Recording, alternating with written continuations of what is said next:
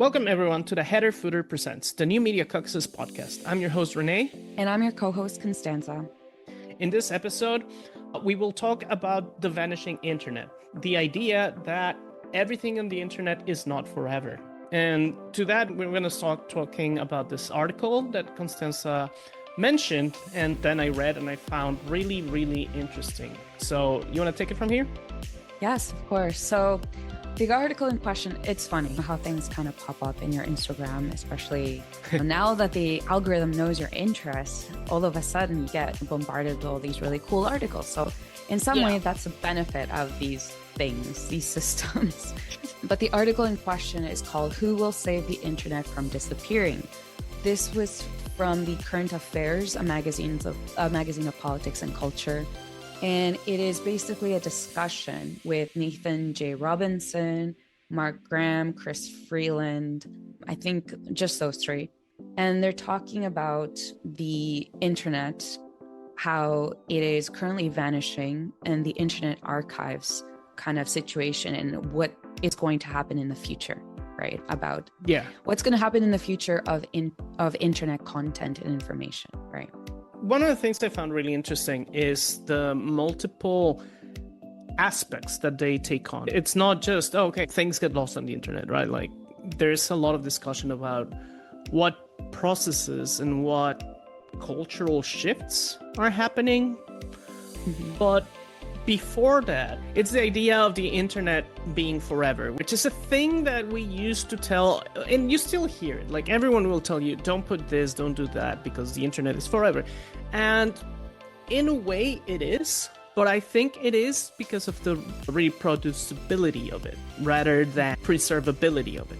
I don't know if that's a word, but you know what I mean? Yes. I'm making up terminology here, like a good art historian. Anyway, the idea is that it persists because people will copy it or will screenshot it or will do something and will use it to call you out later. We've seen this happen multiple times. So we see this, for example, with James Gunn, the director of Guardians of the Galaxy, where he said some very undelicate things on the internet a few years ago when he was no one, like just a film student. And then a few years later, when the whole thing with Batman and Superman happened, people started digging dirt because they really didn't like that he was replacing Zack Snyder. And so in that way, yes, the internet is forever, and your past can and will catch up to you for things that you've said. We've seen this also with political figures who have said some things about a current candidate or someone else. And then in the past, they've been like, well, you were supporting this person, or you were the exact opposite of saying that this person was not fit for anything. And so, in a way, those things are able to be dug up. When you think about, for example, GeoCities, like a lot of them got lost because nobody thought, well, this is important, even though it's one of the most important examples of the early web, like the first time that a person could create a web, which is also interesting from a different perspective of how we interpret the web. You see this a lot in academia, saying that Web 1 was like the free internet, like everyone could do whatever. And then the Web 2 is controlled by corporations. And it is true. And this also has effects in what we're talking about. But at the same time, back then, the barrier for entry was much, much bigger because you had to know coding to do a website. You had to know how to host. You needed to know all these things. Whereas nowadays, you just open all these other platforms that you can use and just put your content out there. So it's a bit contradictory in some ways. And this also, again, links back because those blogs, those web pages disappear very easily the second you stop paying, for example. So, I don't know what you think about that. No, I think there's a lot to disentangle from that, actually. I have thoughts on the Web 1 and 1.0, I guess, and 2.0. I think the general sentiment is, of course, that before the commercialization of the internet, right, it was much more created, much more free. But at the same time, like you're saying, I completely agree with you. The barrier to entry was much more difficult because you did have to know coding and all these different things to build these websites, among others. And typically when people talk about Web 2.0, I thought that it was actually the social media aspect of the internet, which is also its own separate thing, right?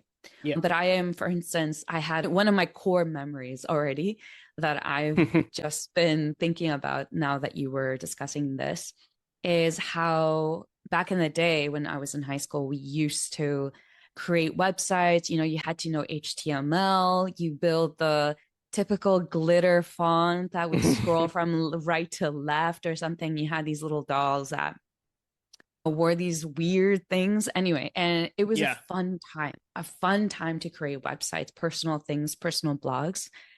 And then this happened when I was trying to build my own professional website, right? Yeah. And you just have very few options. You have Squarespace, you have WordPress, you have whatever, and everything is very cookie cutter and it just looks so different. So when I think about the early web, I think about creativity, mishmash of aesthetics. And, this is why I think that Olya Lialina's project, that actually you can take a look at the Net Art Anthology website, where she downloaded and rescued a terabyte of GeoCities pages before the shutdown. Mm-hmm. And she shared this data as a torrent, for instance, right? So in some way, this one is called 1 terabyte of kilobyte age is what it's called. My second point to what you were saying is also a lot of people don't consider or fail to think about how personal websites, blogs, etc., content of sorts, especially from back in the day, is part of culture. Mm-hmm. So how do we preserve this? And this is important. Like we already saying as art historians, right? And people who have talked about preservation and archives in our previous podcast episodes, right? Yeah. What makes this part of culture that is so significant to archive and save, do you think? Well, in a way, I think it's basically a wall, which is funny because that's a metaphor. The metaphor of the wall on Facebook, and then it became the feed, but it's still a wall. It's this idea of the Pompeii wall, where you see things like, oh, Platina and whoever forever, right? Or you see so and so is doing this. So, I mean, there's always been this necessity by people to imprint their personal mark on history in one way or another. Absolutely. And websites are part of that. But I do think before we continue with this, there's one thing that I wanted to mention because I think we're suffering from nostalgia. Because when we talk about, the web wasn't commercialized, that's because when we look at websites pre-2000, we're looking at them with all the pop-ups stripped. Mm-hmm. I think that's something that's missing from the experience. I mean, not that I want it back, but I don't know if you remember when you would open a GeoCities page and you would get like 15 pop-ups selling you something. Oh, yes. I remember that, right? Especially some which were very inappropriate, pornographic even. Exactly. So it was commercialized. Like, this is one of the big myths. It was commercialized. It was just we've forgotten how it was commercialized. Because, okay, now the content of the ads is intertwined between what we say. That's, I think, the difference. Before, it was plastered in front of you, and you had to spend hours, well, not hours, but like a lot of time clicking on the little cross, and sometimes they wouldn't work. Some of them actually fled from you. I don't know if you remember that. Like, you tried to go to the X, and the thing would move. It would literally run away. Yes. So I think that part of the web experience, and I think that's why people look back at Web 1.0 with a little bit too much nostalgia. But it is important to preserve, and it goes back to this, like, even that experience has to be preserved, or we exist in this era of false history, of remembering things in a way that didn't exist. And ironically, this is in part because of the way our archival systems for the web function, which is the internet. Well, it's only the internet, actually, if we want to be fully honest. It's the only one that's doing a full effort like that. I mean, only Lenina's thing, but it's not the same intention, Yeah, exactly. But that's a more artistic thing. It's looking at more like the structure of the web, etc. But yeah, I think it is culture. And I think one of the things that's happening is we as art historians can be too elitist. And sometimes we forget what's worth preserving, because it's not just preserving the web art websites, right? Like, my boyfriend came back from the war, or I don't know, one of the thousands of websites that were done with this idea of you would click on one and it would forward you to another one and then to another one, which was like this big internet experiment back then. Like, okay, sure, preserve those, obviously. But also, MySpace was completely forgotten. It was one of the main ways to understand teenage years between like, what was it, 1999 and 2010?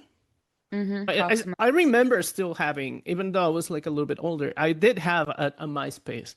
I did too. I did too. And I remember the top 10 wars. What was that? I don't remember. When you had your top 10 friends and you had to choose who was on Oh, top.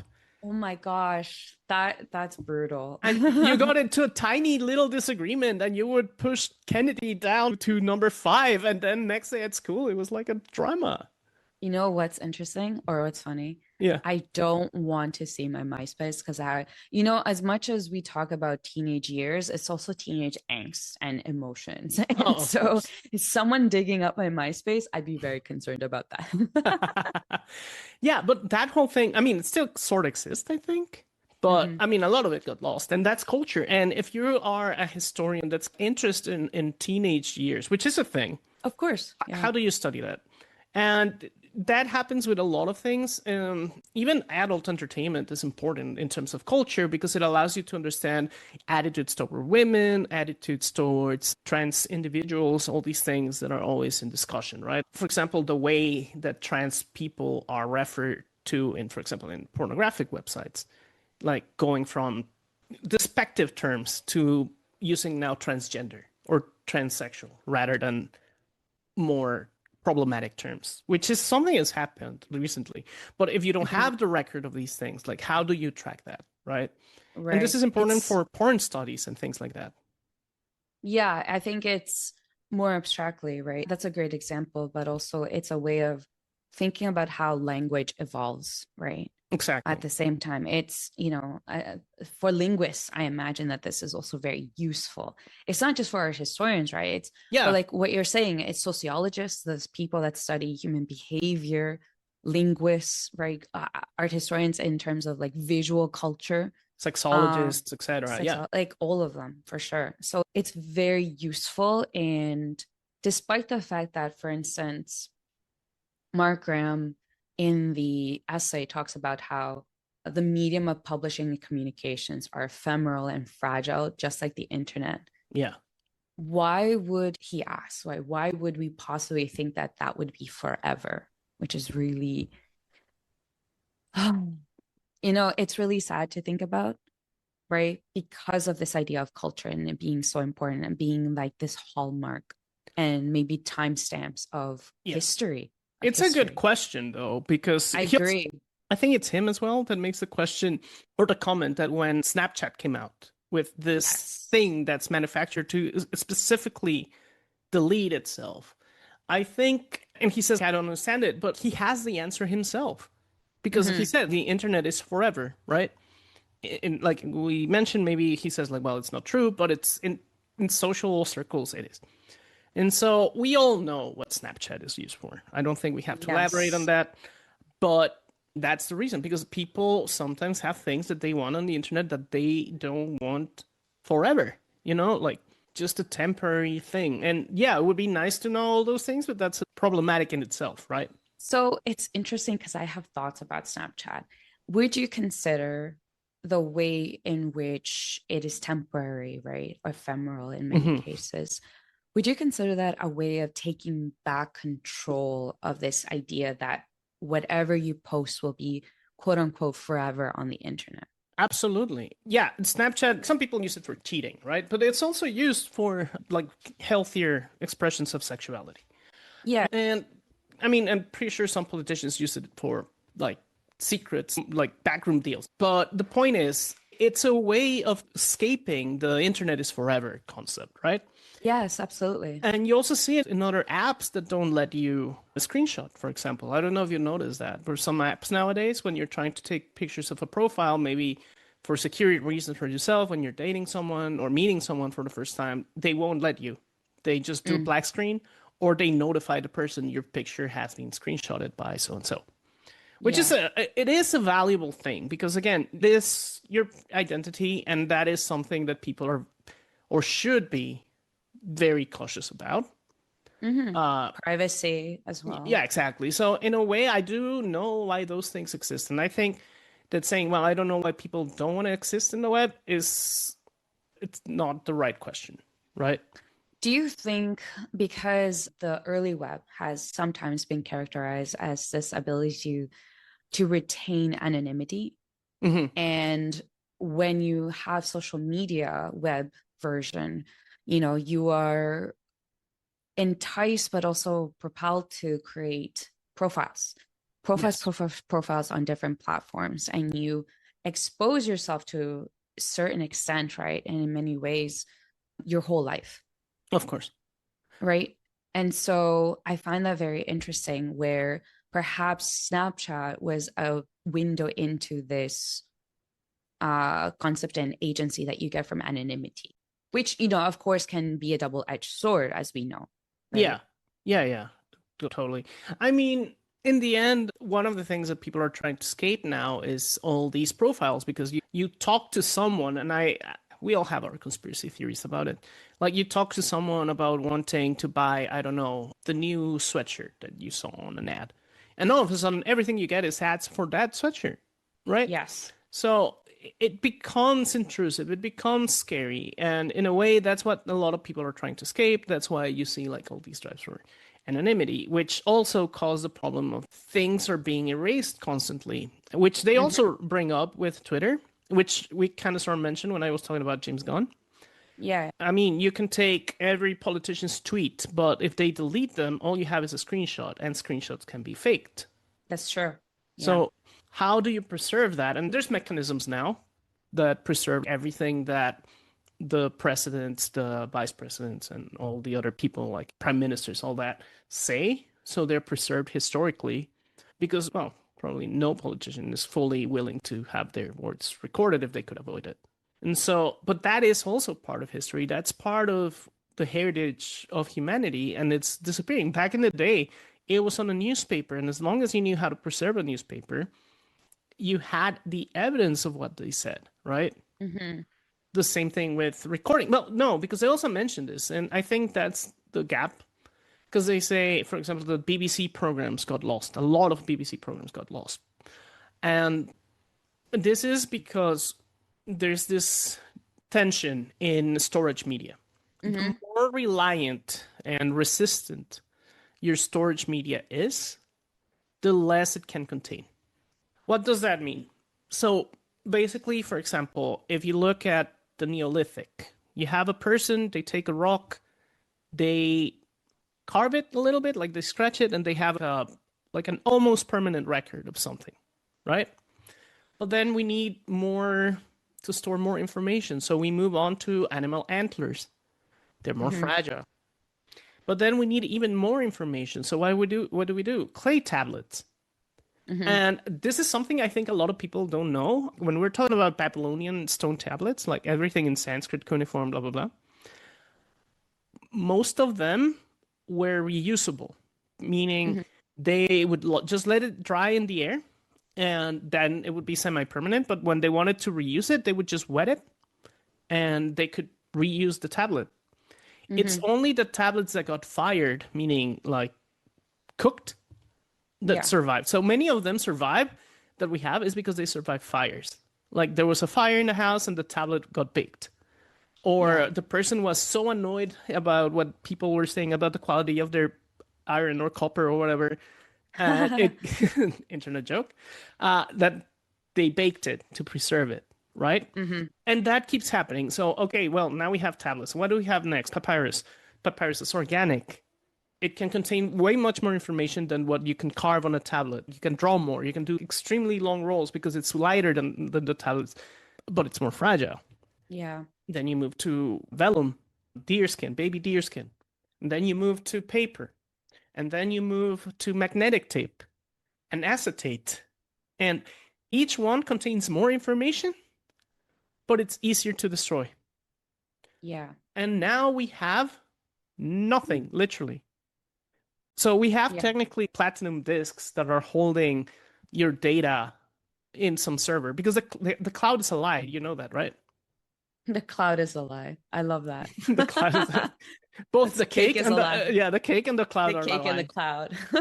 So the cloud is not really a cloud. It's actually a server somewhere in one of those facilities held by Amazon or Microsoft or Of course, yeah. whatever, right? There is real infrastructure to Exactly. all these digital things that people do not consider. It's funny because that's the first class I teach. That's the first lecture for my understanding new media.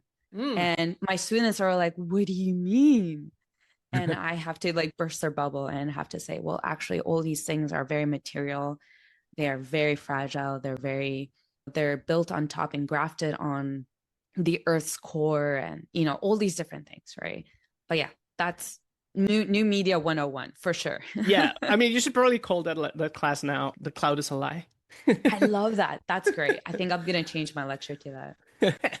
But that's the thing, right? And even though they're doing probably a 3-2-1 system, which is three backups, two offsite and one onsite, Mm-hmm. the second someone stops backing it up, the second the power goes off, it's Mm-hmm. gone forever. And it doesn't even have to go forever for a long time for it to be gone. So that's the big problem with the internet, and especially in the internet, because the internet is fully reliant on this. Because if we're talking about floppy disks and all that, okay, you can make copies, but that has its own problems that I want to cover later. But right now, I want to talk about like the internet specifically because it's the main subject. Things get forgotten for so many reasons. Like you can try and pay for a website, but what happens once you die or you don't want to pay more for the website? Unless someone is making an effort to keep paying for your website to exist, WordPress is going to delete it.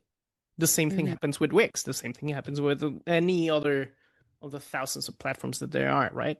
What happens if you decide that you don't want it and you delete it, right? And you can say, well, the Wayback Machine is there, but even that has its tricks because one of the things with Wix, Squarespace, is that these recording services cannot fully record them. Mm-hmm. And if they can, it's like approximations of it. Mm-hmm. So before Rhizome deleted their archive, their own archive, you heard about that? Mm-hmm. So there's no more Conifer or web recorder. It's gone. So now you have to pay for a subscription service, quel prix. But we used to do our archive for the New Media Caucus there. And now we have a few of them archived there, but we Mm-hmm. cannot archive the new ones. And also because we're using things like, for example, New Art City, we Mm-hmm. can't back them up, right? So those exhibitions will only exist as long as New Art City exists. Or Common Garden is the other one we use a lot. Once those two efforts decide, you know what, this is not rentable because a lot of people don't pay for using them, the thing is gone. We're going to lose that, right? Mm-hmm. Exhibitions, the knowledge in them, some of them hold works from people that the only copy online that exists is our archive from New Media Caucus. So Right. how do we deal with that? There's no way for me to archive that unless probably I could check with them and say, is there a way for me to download the assets and everything and maybe see later in the future if they can be, rescued? But I don't know what infrastructure they're using. Are they using Blender? Sorry, not Blender. Unity. Unity is also privately owned. It's a whole mess right now. So even those things, like the preservation of these things, is very hard. It is. I think it comes down to whose interests are behind the preservation of things. Mm-hmm. But also, I don't know if you agree with this. I think a big part of it is a question of value, Oh yeah. right? What do we value that we want to preserve? And when companies have these interests or interests that don't align with your personal values, Yeah. then this is where we get problems, right? Absolutely. I mean, you see it in so many ways. If you create anything that, and I'm sorry to keep bringing this up, but it's one of the strongest examples that there is. Anything that's adult related, like adult content, and by that we mean pornography or eroticism, sexuality, will technically generally be erased first because Mm-hmm. there's so very little protection for it because it's not considered valuable. So For example, one of the things that happens a lot to websites is that Visa and MasterCard don't really like dealing with pornography. And Mm-hmm. so they refuse to let you use them for doing payments.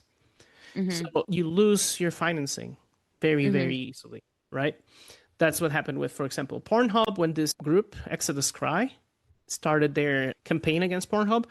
Why is this important? Because Exodus Cry is a highly political institution that used that prestige that they got from saying that they were protecting women to do the erasure of other things, including resources for trans people, because they view any resource that's for LGBT community, even if it's not sexual at all, as sexual by default.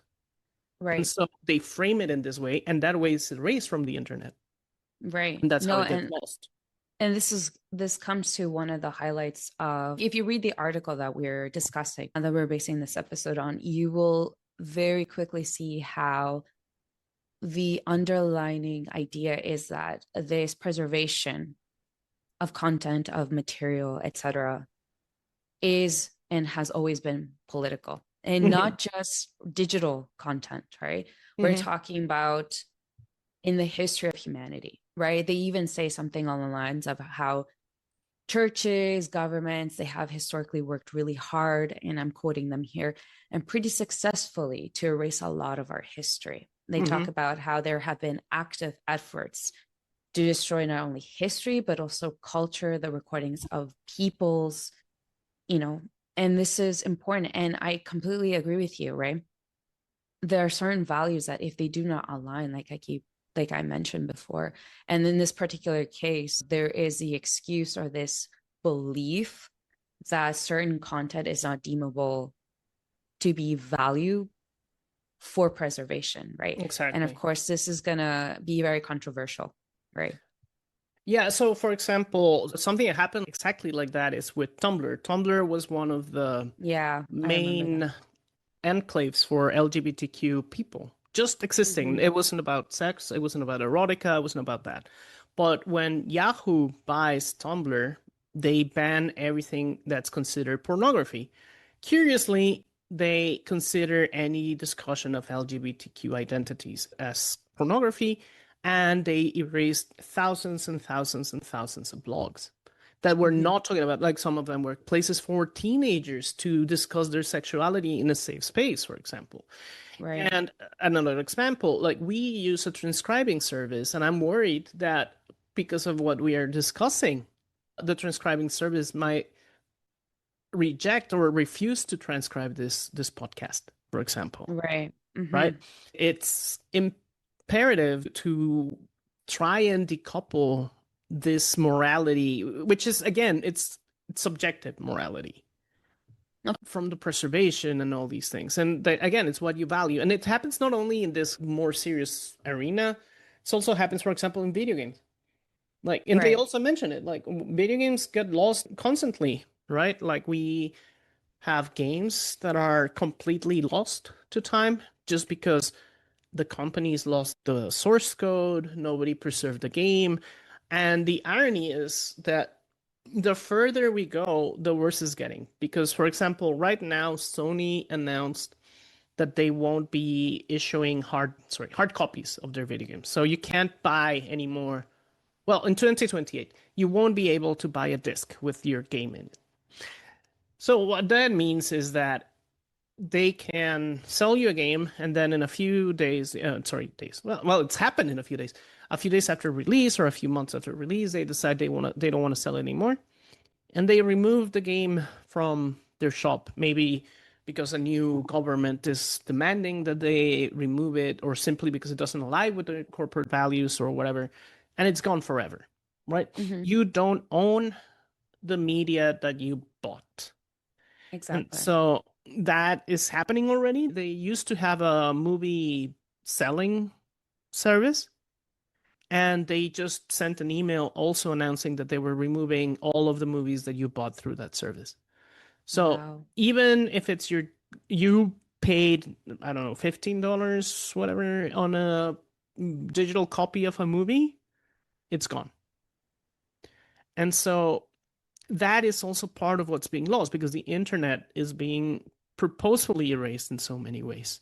Exactly. Sometimes for control of rights. So that's, for example, the DMCA. There's things that you cannot get except through piracy. Yeah, which is something we were discussing actually yesterday or the other Yeah. day, where I had come to you to propose a future article regarding Yes. piracy and new media, which stay tuned, it will come out whenever it comes out. But no, what we were talking about is how, at least in my part, piracy for me has been part of the culture and the history of being living with the internet or growing up with the internet, right? And you had all these sites, torrenting sites, etc., to access books, software, videos, etc., anything, right? Yeah. And I find that there's a lot, at least in my opinion, regarding piracy, there's a lot of solidarity that is involved in this. But also, you mentioned, on the other hand, right, that in addition to that, it is and it has been significant for preservation. Yeah. I mean, there's this phrase specifically that was tweeted by a video game creator because people were pirating his game and people were like, oh, what are you going to do? Like, are you going to sue like people that are like distributing it? And one of the things he says is that no one has a right to own culture. Mm-hmm. And that is what I think it's happening, that the corporations want to own the culture, right? Right. That they were trying to say, well, I own the rights to this movie, and then you can't reproduce it, but you haven't put it online. You haven't put it on, I don't know, Netflix or whatever. You haven't put it on a disc in decades. So it becomes abandoned because of the way copyright systems work. It's not allowed to be reproduced, right? And when you do, you get what do you get? You get a DMCA. Yes. And so, for those, this Digital Millennium Copyright Act, a very badly written law in the US that's Mm-hmm. wielded as a weapon, particularly on YouTube. Okay. In YouTube, for example, and this again, there we go, erasure of culture. So let's say I write a movie review and I don't like the movie. But a part of making a video is that you want to use examples from the movie, right? You'll probably upload like a little bit of a clip and you'll say, look, when this person says this happens, right? And you use that clip. And so what happens when the companies don't like what you said about their film? They issue a DMCA saying that they own the clip. And because of how the system works on YouTube, it's your obligation to disprove the claim. But all you can do is click a button and say, I did not do copyright infringement. This is free use. Yeah. But Uh-huh. YouTube goes, no, it's not free use. They don't care. Mm-hmm. And if you get 3 of those, you lose your channel. And that means they delete all your videos. So it's Oh a my way of gosh. silencing people, right? Now, think about what happens if you do that with news reports and you're actually reporting on what happened somewhere. And the news networks go like, no, you can't use this because it's ours. And you lose your video. What if you're a teacher and you're, I don't know in the US, but now in some places in Europe, you're being asked, for example, Italy, I know for sure, you're being asked to record classes that are like self contained. And it Okay. feels a little bit sus. It feels like they're using this to feed AIs. But Mm. one of the things is, okay, you're not allowed to use clips from videos, but a lot of teaching involves using clips, especially when you're in media. Like you want to show clips of things, right? And you're not allowed. And so again, culture is being erased, knowledge is being erased, and they're taking education along with it. And that's one of the things. Free use is being wielded or it's being negated, and digital rights are being used as a weapon against the preservation of media.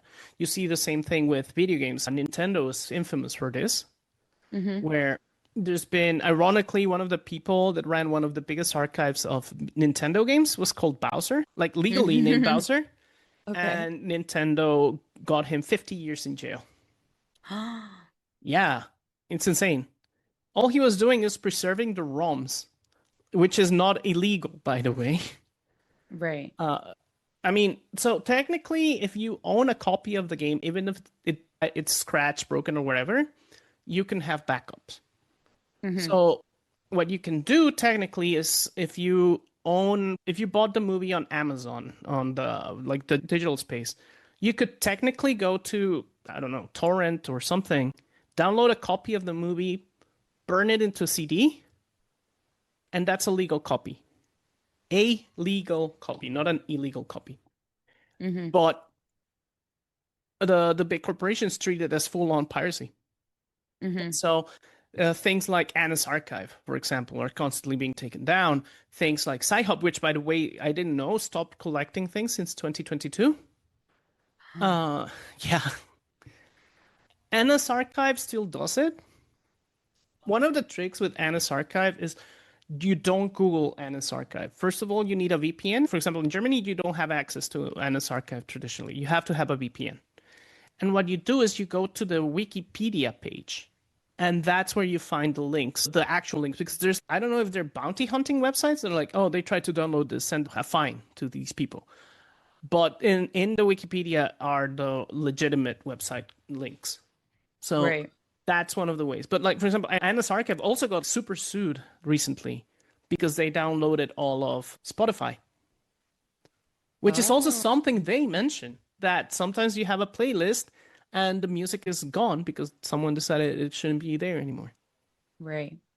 Of course, nowadays, half of Spotify is AI music, Yeah. AI slop. So you have AI now slop. bands. No, it's terrible because there's like literal. Spotify says they don't do this, but it's not true. They say that they're not creating AI bands, but if you go into their playlist, there's artists with 15 albums released in 2 days or 2 years. Very sus. Very sus. Yeah, exactly. And all the music sounds the same. It's like, oh my God. So, Oh, this yeah. comes there's a question to be had here. Is AI slop then worthy of preservation because it is still a footprint into something that has become part of the culture? Haha. What do you think? Oh, it is an interesting question. I mean, the irony of this is that the preservation of AI content creates the death of AI. Can you elaborate on that, please? Okay. So, and again, we go into DMCA land first. So, one of the things that AI, like Anthropic, OpenAI, did to initially feed their data sets is they went to Anna's Archive Oh, and they wow. scrubbed Anna's Archive of every single book, journal, article, publication, PDF, everything. They took everything. This is documented. Like, this is known. This is not hypotheses. They also went into DeviantArt, for example, and they scrubbed all of that. And then they got sued for it, and the government decided, no, this is fine. Mm, So obviously, it's legal if you do it. It's not legal if a giant corporation does it. But anyhow, yeah. they've run out of internet to scrub. Hmm. They're hungry for human content because the models cannot save themselves. I was reading this thing in the video game Halo Combat Evolved, in one of the games. There's this AI called Cortana, and Hmm. she is like supposed to be a copy of a human put into a computer, but she's not as smart as the human, but she's very capable. But in one moment, out of necessity, she creates a copy of herself that's dumber than herself.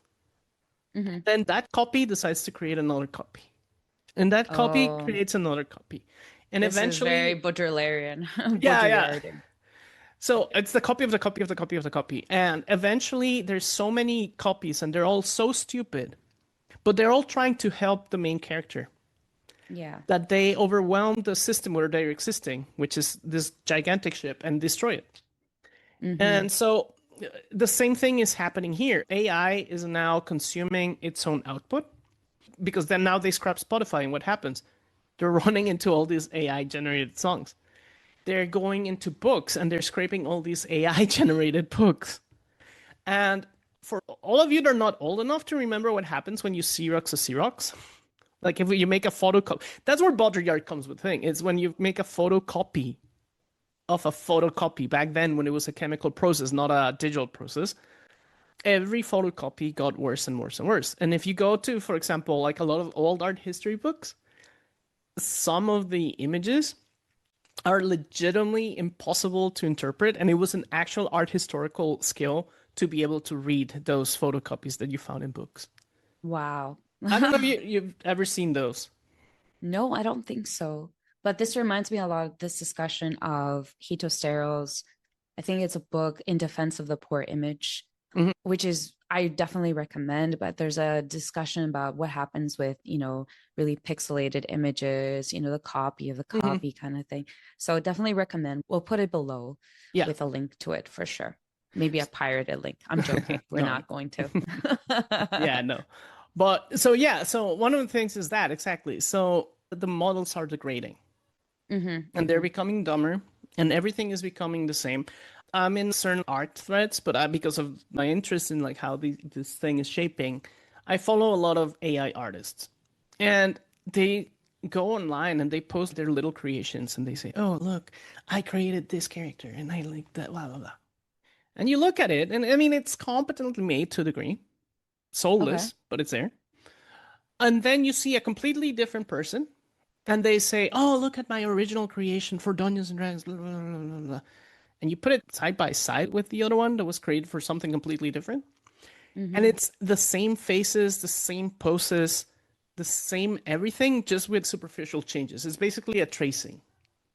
Right. So, and you see this in everything that's AI. You see these overlays of copies of copies of copies of copies, and every single one has the same pose. After a while, you start to see the patterns of how certain poses are privileged, how certain hand positions are privileged. Because what happens, AI cannot draw hands. So what do? You select the best or the closest hands that it can render, right? Yeah. So what happens, the AI sees that a lot of people use these hands and it uses those hands, so eventually the only hands you see are those. The same with the faces, the same with the bodies, the same with everything. And so in my opinion, there's like four visual styles that are overwhelming the models right now. One is this weird doughy like hyper realistic mode. I don't know if you've seen it. It was used a lot Yeah. with the new Supergirl when they were like generating their actual true best perfect Supergirl. It has a very strong porny vibe. Um, then there's this illustration style that looks very Western anime, Mm-hmm. and it all looks the same. And then there's this Studio Ghibli copy that looks very yellow. I remember that one. Yeah. And then there's this toony, very corporate art, kind of Fallout, but again, soulless, you know? And Fallout's supposed to be soulless, but this is worse. And so the AIs are starting to just feed on themselves, and eventually they're starting to copy the mistakes they make and amplifying them. And then there's the artists that are trying to fight this, and they're using things like glaze Mm-hmm. and nightshade, which, by the way, everybody confuses. Glaze is the one that destroys your images so that they cannot be used by AI. Nightshade corrupts the outputs of AIs. Just Mm-hmm. to just a quick side note. So when someone tells you to protect your images, run them through glaze, not nightshade. Anyways, so that's the point. This AI is overwhelming and it's taking over everything and it's erasing. Should we preserve that? I don't think so in full. I think we can preserve its evolution. Ah, okay. That's where my question was going. And the other thing is, I mean, it's been deemed to have no artistic value, so there's no copyright. So if anyone does some AI thing, you're free to steal it. Excellent. Like legally. Well, it's not stealing. It's legally been decided it's not stealing. I guess it's not really worth it. Coming back to values and worth, it's No, not I worth know, stealing. but it's funny because you see in these spaces like these discussions of, oh, someone stole my prompt. Don't steal my prompt. It's my property. And that's a bit rich. But yeah, Yeah. that's also contributing because now it's overwhelming and it's taking pushing out actual human content Mm-hmm. and human creativity and human outputs. So there's the other thing that I wanted to get to in the essay itself. They talk about the challenges, first of all, of preservation, right? Mm, And you talked about how there is this proliferation of slop, first hmm of all, but there's so much of it. But at the same time, aside from the amount of slop that is being generated, there is so much material. Yeah. right? And maybe this comes back to the question of value and what we deem valuable for preservation. But is there this idea that because there's so much material, that it is far more than we could ever possibly archive, right? There is a certain limit. Yeah. Given the tools that we have. And how do we feel about this idea that, It's interesting because now I'm gonna name drop.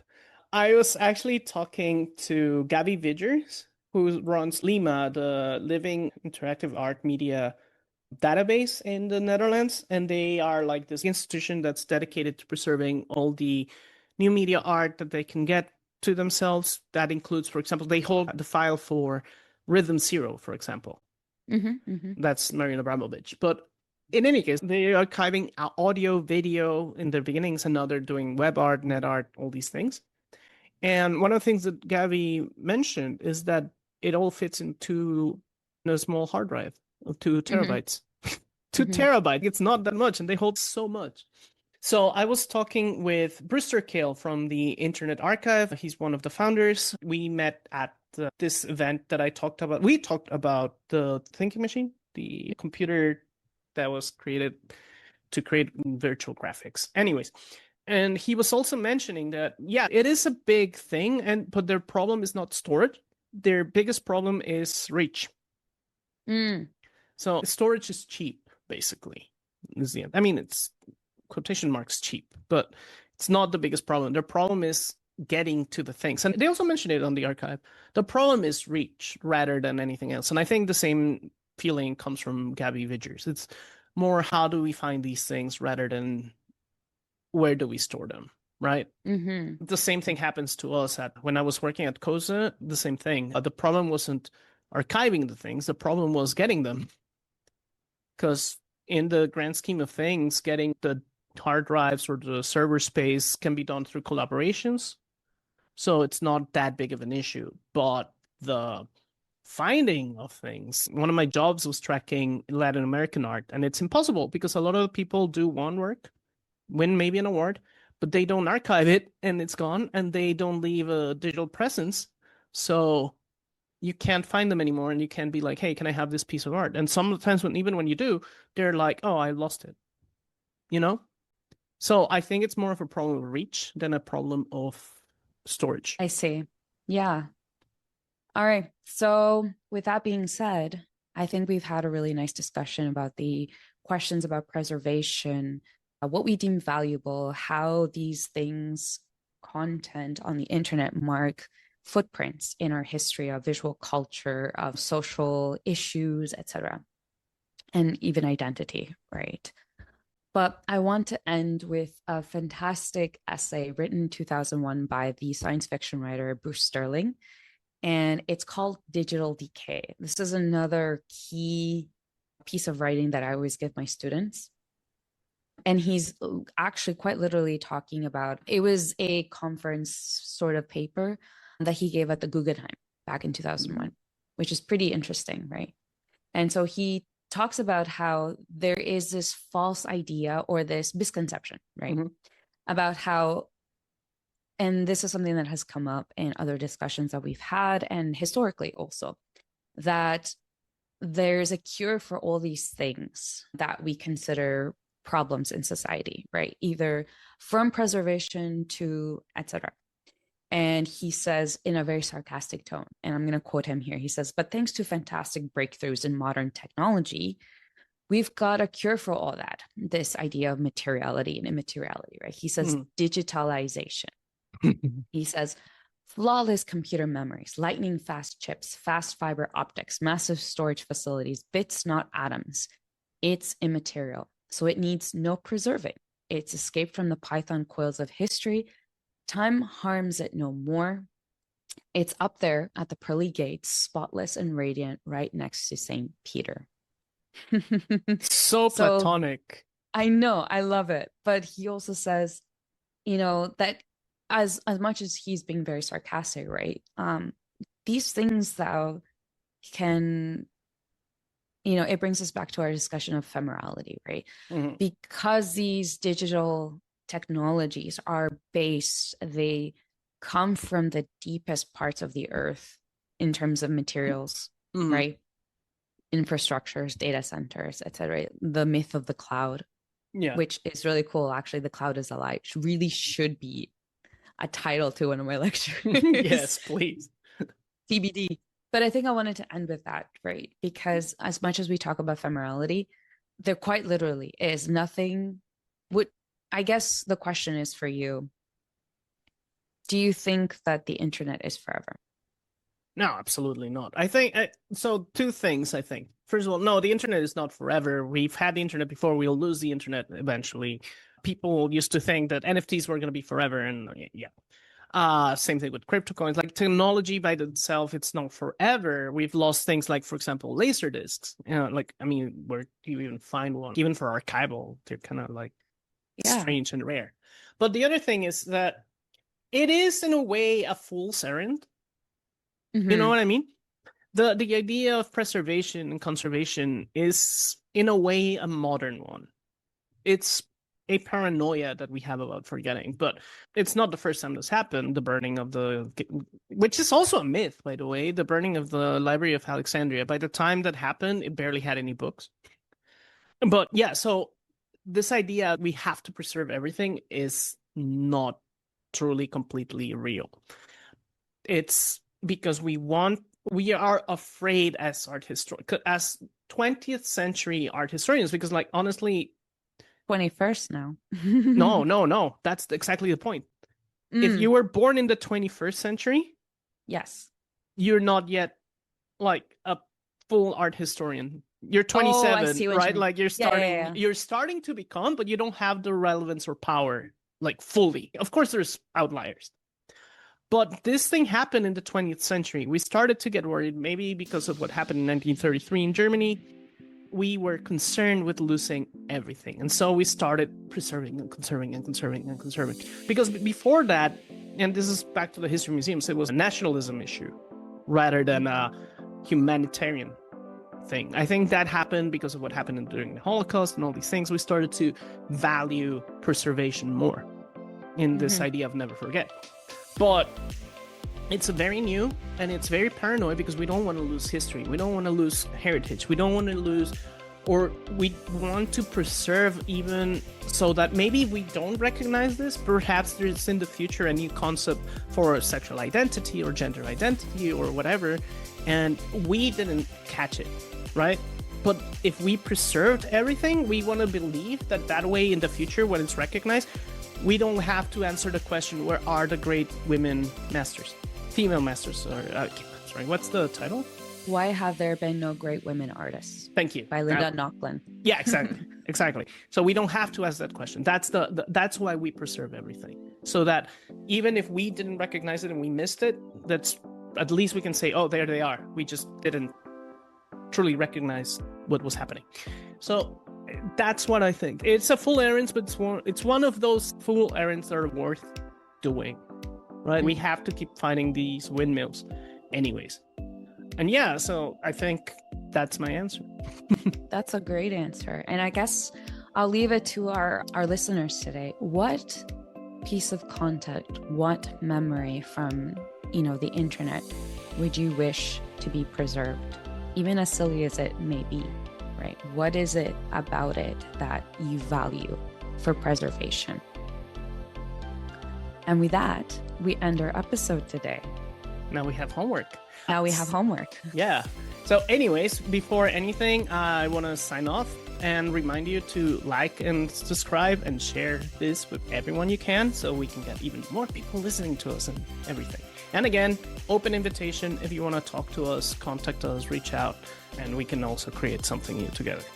With all that said, thank you for listening, and we'll see you next time. Bye. Bye. Header Footer Gallery and this podcast are part of the New Media Caucus, an international non-profit association formed to promote the development and understanding of new media art. We represent and serve artists, designers, practitioners, historians, theorists, educators, students, and scholars. Recognizing new media art to be inherently interdisciplinary, multimodal, and evolving, we support and advance a wide range of inquiry to catalyze further evolution in the field. The New Media Caucus is committed to extending and sustaining the diversity of our community, board, and membership, to promote an environment of equality, inclusion, and respect for difference. We prioritize inclusion as an ongoing collaborative process of growth that we continually address, both within the caucus and in our field.